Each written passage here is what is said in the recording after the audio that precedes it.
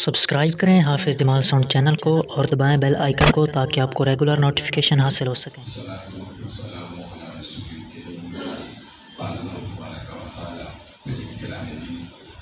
وَلِمَنْ خَافَ مَقَامَ رَبِّهِ جَنَّتَانِ صدق اللہ العظیم۔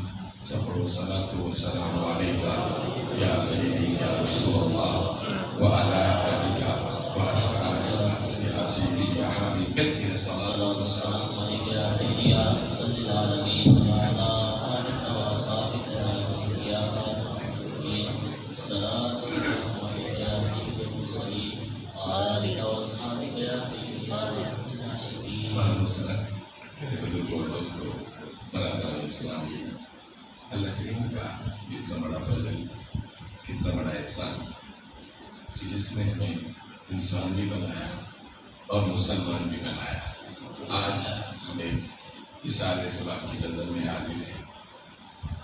اس دنیا میں بڑے بڑے بادشاہ آئے، تاجدار آئے، آخر ان پتھروں کو چھوڑا، گھر کی رونق کو چھوڑا، بوڑھے ماں باپ کو چھوڑا، چھوٹی چھوٹی اولاد کو چھوڑا۔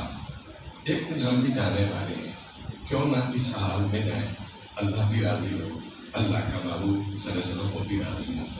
اللہ کے قرآن مجید میں ارشاد فرماتا ہے وَلِمَنْ خَافَ مَقَامَ رَبِّهِ جَنَّتَانِ، کتنا کریم رب ہے۔ وہ اگر ایک جنت کی تذکرہ کرتا تو اس سے بڑی کوئی خوشخبری نہیں تھی مسلمانوں کے لیے، لیکن اللہ اتنا کریم ہے، اتنا نوازتا ہے، اتنا کرم فرماتا ہے کہ جو رب کریم کی بارگاہ میں پیش ہونے سے ڈرا کہ ایک دن آنے والا ہے میں اپنے رب کریم کی بارگاہ میں پیش ہوں گا، جواب دہ ہونا ہے، جو ڈر جاتا ہے اللہ کریم اتنا خوش ہوتا ہے، انعام میں یہ اعلان کرتا ہے اس شخص کو ایک جنت نہیں، اللہ فرماتا ہے 2 جنتیں ہیں۔ وہ کوئی ہو، وہ امیر ہے، وہ غریب ہے، وہ اعلیٰ ہے، وہ ادنا ہے، وہاں کوئی قید نہیں ہے، نہ دولت کی، نہ بزنس کی، نہ تجارت کی، نہ خاندان کی، کہ یہ چوکھی صاحب ہے، یہ ملک صاحب ہے، یہ کون صاحب ہے، کوئی قید نہیں۔ فرمایا جو رب سے ڈرتے ہیں نا، وہ کوئی ہو، امیر ہو یا غریب، اللہ کریم کا مطلق اعلان ہے، اللہ کے بدلے میں اس شخص کو ایک جنت نہیں بلکہ اللہ فرماتا ہے 2 جنتوں سے نوازتا ہوں۔ بڑے مشہور بات آپ علماء سے سنتے رہتے ہیں، امیر المومنین تاجدار عدالت سیدنا فاروق اعظم رضی اللہ تعالیٰ عنہ، آپ کا زمانہ ہے، ایک شخص جو جوانی کے عالم میں، عالم شباب ہے، دن جوانی کے ہیں، لوگ جوانی کے دنوں میں بہت کچھ کرتے ہیں، لیکن وہ خوش نصیب، وہ خوش بخت، وہ نیک انسان جو جوانی کے دنوں میں پیر رکھ چکا ہے، عالم شباب کے دن گزار رہا ہے، وہ اللہ کی بارگاہ میں سجدہ کرتا، پرہیزگار تھا، بڑا نیک، بڑا متقی، اتنا انسان نیک متقی تھا جس کی عبادت پہ امیر المومنین بھی رکھ کرتے تھے۔ سبحان اللہ۔ خود عظیم امیر المومنین سیدنا فاروق اعظم رضی اللہ تعالیٰ عنہ جس کی عبادت پہ رکھ کرتے، وہ کتنا خوش نصیب انسان تھا۔ عبادت کرتا، رات کے وقت جاتا، اللہ کی بارگاہ میں سجدہ ریز ہوتا، پھر لوٹتا آ کر اپنے بوڑھے باپ کے قدم دباتا، اپنے بوڑھے ماں باپ کی خدمت کرتا۔ راستے میں ایک کار تھا، توجہ چاہتا ہوں، انشاءاللہ زیادہ لمبا کوئی بیان نہیں ہے، مقصد انشاءاللہ ٹائم میں مال کو اختتام تک پہنچاتے ہیں، توجہ طرف آپ تشریف لائے، اللہ کریم صاحب کا آنا قبول فرمائے اور دعا کریں گے اللہ اس مرحومہ کی بخشش فرمائے۔ وہ نوجوان، وہ خوش نصیب، عبادت بھی کرتا اور اپنے ماں باپ کی خدمت بھی کرتا۔ راستے میں ایک گھر تھا، راستے میں وہ خوبصورت خاتون اس کو برائی کی دعوت دیتی، لیکن وہ انسان، وہ اللہ کا نیک بندہ، زمانہ کس کا ہے؟ تاجدار عدالت کا سیدنا فاروق اعظم رضی اللہ تعالیٰ عنہ، آپ کا زمانہ ہے، لیکن کوئی توجہ نہیں دیتا تھا، سیدھا گزرتا تھا، اللہ کی بارگاہ میں سجدہ ریز ہوتا، گھر لوٹا تھا۔ ایک دن ایسا بھی آیا کہ جب یہ عبادت کر کے نماز عشاء ادا کرنے کے بعد گھر لوٹ رہا تھا، اس خاتون نے پھر اس کو اپنی طرف اشارہ دیا برائی کا۔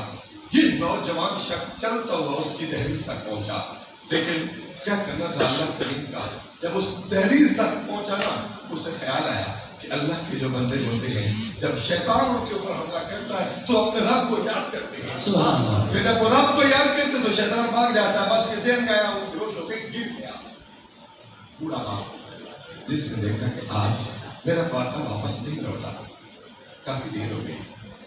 उसका वालिद ढूंढते ढूंढते उसे पता था कि वो रोजाना अल्लाह के घर जाता है, अल्लाह की बारगाह में सजदा नहीं होता है। जब उस वक्त गया, रास्ते में देखा वो उसका बेटा नौजवान बेहोश पड़ा हुआ था। दोस्तों की मदद ली, सहारा लिया तो उसको उठाकर घर लेकर आए। जब उसे होश आया ना तो पूछा, आज ये क्या हुआ? वो बेटा अर्ज करता है, बाप ये माजरा था, मैं आता था रोजाना वो खातून बुराई की दावत देती थी, आज मैं उसकी दहलीज तक पहुंचा तो फिर रब का कुरान याद आया, फिर मुझे पता नहीं मैं बेहोश होकर गिर गया।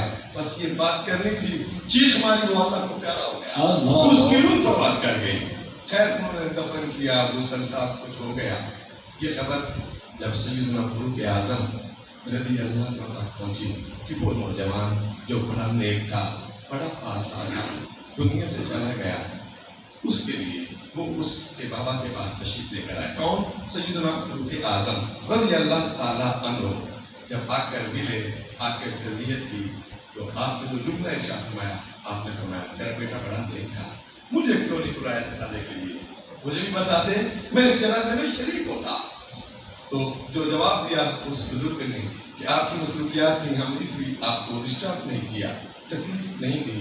तो फिर हज़रत सैयदना फारूक आज़म रज़ियल्लाहु अन्हु फरमाने लगे, मुझे उसकी कब्र पर लेकर जाए, मुझे उसकी कब्र पर लेकर जाए।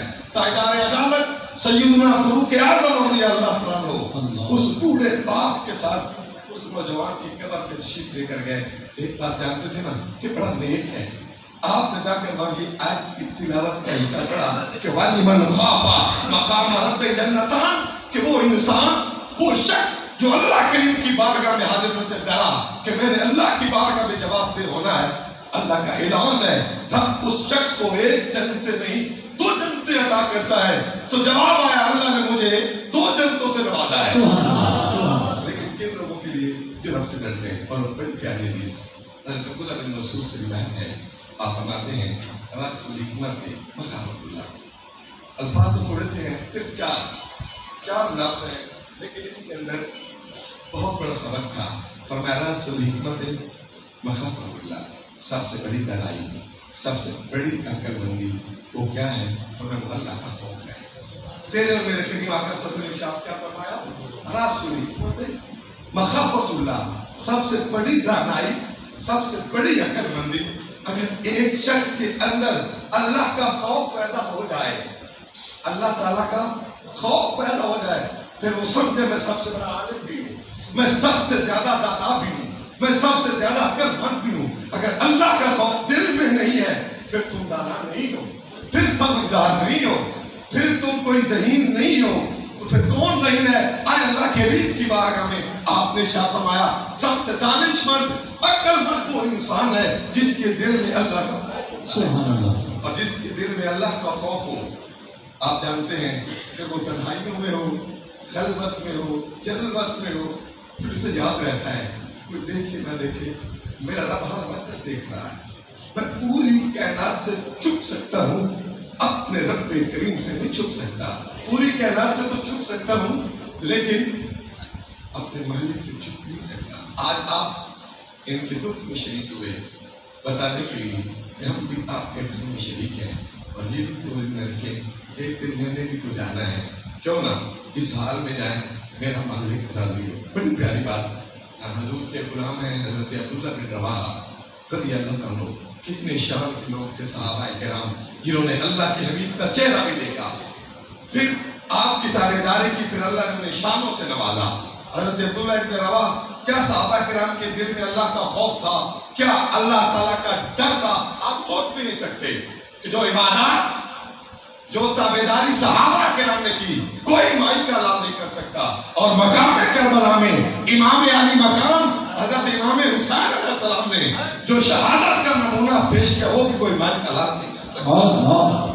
जो बात करना चाहता था हजरत अब्दुल्लाह बिन रवाहा, आप जानते हैं, सुनते रहते हैं उलमा से, खैबर की जंग एक अजीम मार्का था।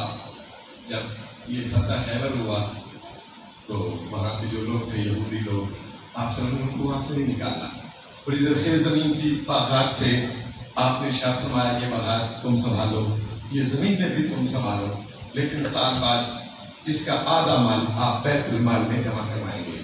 تو جب سال پورا ہوا، حضرت عبداللہ ابن رواحہ رضی اللہ عنہ اپنے پیارے آقا صلی اللہ علیہ وسلم کے حکم کی تعمیل کرتے ہوئے جب وہاں پہنچے، جا کر ملے، اور یہ آنے والا شخص کوئی لین لاڈ نہیں تھا، کوئی بڑا تاجدار نہیں تھا، ہاں ایک بات تھی، محبت رسول سے تھا، خوف خدا دل میں بھرا ہوا تھا، لیکن ظاہری طور پہ پرانے سے کپڑے تھے، پرانے جوتے تھے۔ اب جانتے ہیں یہودی بڑی دانا قوم ہے، بڑے عقلمند لوگ ہوتے ہیں۔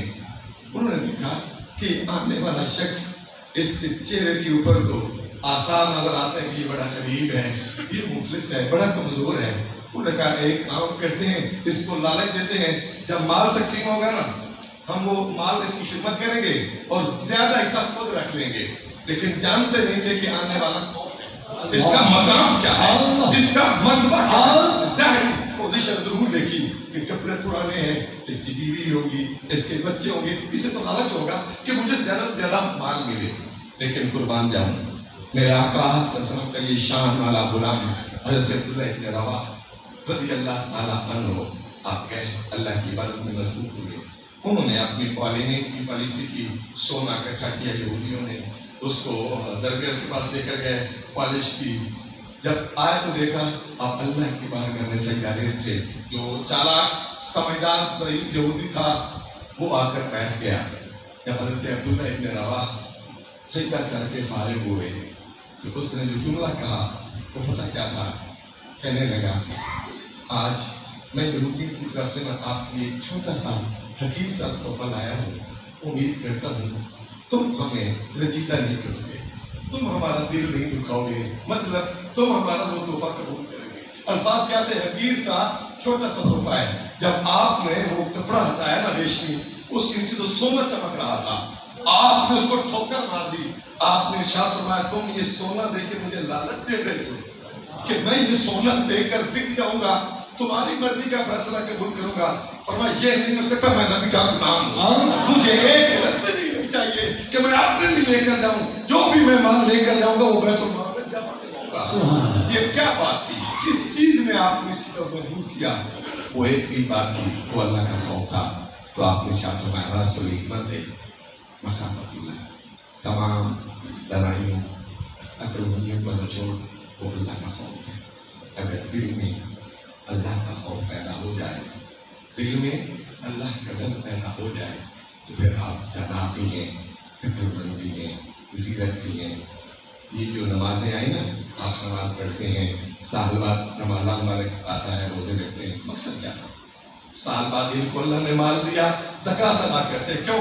ایک ہی مقصد تھا کہ اللہ سے ڈر کریں، اللہ تعالیٰ کے حکم کی تعمیل کریں۔ جو کرتے ہیں میرا مال کو میں شاموں سے نوازتا ہے۔ اللہ کرے ہمیں بھی توفیق عطا فرمائے۔